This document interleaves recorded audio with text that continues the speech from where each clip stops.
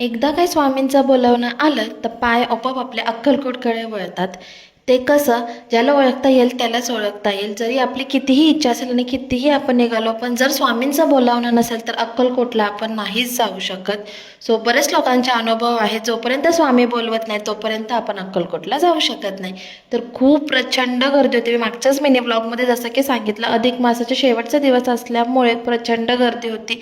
बापरे! पण असं झालेलं की खूप गर्दी होती. आम्हाला तर वाटलेलं अक्षरशः आता काय शक्यच नाही. फुल फॅमिली असल्यामुळे काय हट्ट पण आपण करू शकत नाही की नाही आपण तर लाईनमध्ये थांबूया वगैरे, तसं काहीच नाही. पण अनायसे माझं मूड पण खूप ऑफ झालेलं. खूप लाईन होती, त्याच्यामुळे रिटर्न जायचं असं ठरत होतं.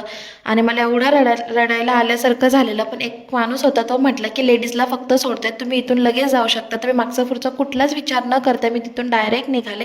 तिथून डायरेक्ट थेट गाभाऱ्यामध्ये गेल्यानंतर प्रचंड गर्दी होती, पण दर्शन खूप छान झालं. जर स्वामींना दर्शन द्यायचंच असेल आणि आपली इच्छा असेल तर बरोबर दर्शन होतं.